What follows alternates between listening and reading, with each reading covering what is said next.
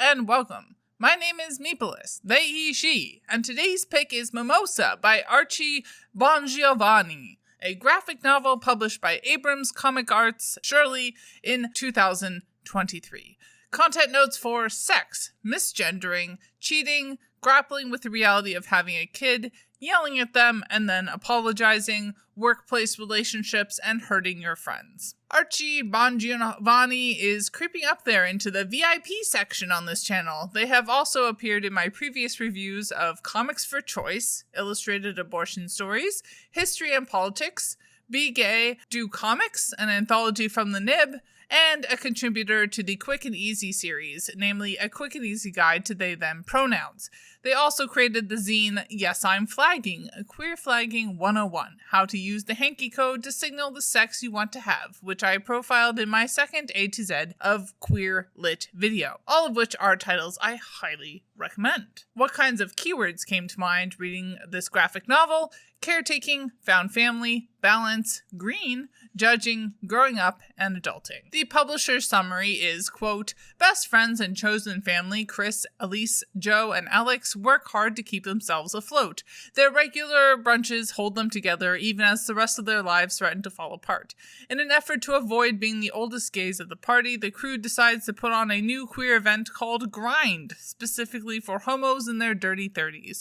While Grind is a huge success, life continues to test their friendships in ways that are both redeeming and revealing. Chris grapples with the community-wide fallout of a messy divorce, made harder by being a single parent. Joe's financial worries build as she balances her jobs of dancing and teaching. Elise is caught between feelings for her boss and the career of her dreams, and Alex is guarding a secret that might change his friendships forever. A coming of age about queers in their 30s, Mimosa is an unflinching and funny, sexy and serious story about the hardships of the chosen family, growing up and growing apart one brunch at a time. End quote. A fair description, I would say. I was not surprised at all to see glowing blurbs from Maya Kobabe of genderqueer fame, and Rosemary Valero O'Connell, who illustrated Laura Dean, keeps breaking up with me. Looking at the art, I would describe it as straightforward but very dynamic. Fun home green. Each character has a strong and unique design that isn't afraid to get a bit expressive, and the page layouts really complemented the storytelling. Writing-wise, the book stood out to me for a number of different reasons. Obviously, there's the fact that this story focuses on queer people in their 30s, dealing with something like mature themes, beyond just sex/nudity/violence. And while I do enjoy a lot of the positive and hopeful queer stories that I've read of late, I also appreciate balancing that out with hard stories of messy queers.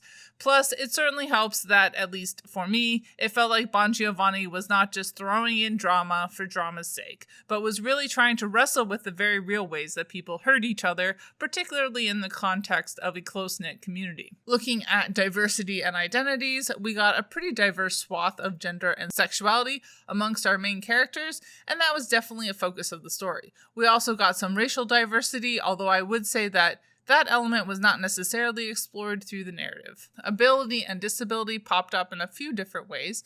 Somewhat tangentially, one of the major themes explored in the story was caring. For one character, it was feeling like they lost their 20s to caring for an aging parent, and for another, it was a feeling of constraint being a single parent of a yet young child, which leads directly into the content note for yelling at a child and then apologizing for it. Reading through Mimosa, this struck me in two ways. The first is just the subject of caring. It's a subject I've given a lot of thought to. Self-care, community care, the way we commodify it, the way we do it for those who we are close to, the physicality of it, how needing care impacts our relationships, and how it intersects with disability, with disabled people being carers as much as they are cared for. Needless to say, I am very interested in the ways that caring gets presented in stories, but when the rubber hit the road, I found it a bit one-note and flattening.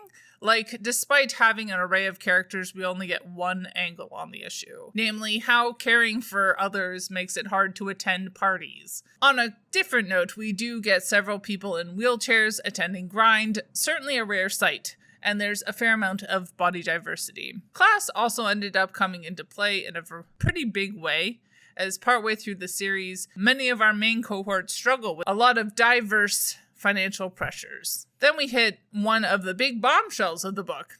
Stop now if you don't want this spoiled for you.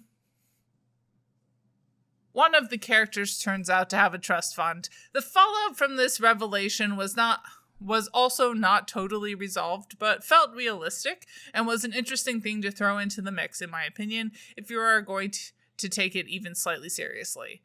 Wrapping things up, I really appreciated the amount of topics that Bongiovanni brought into Mimosa, particularly because they highlighted a lot of things I feel like I almost never see in comics.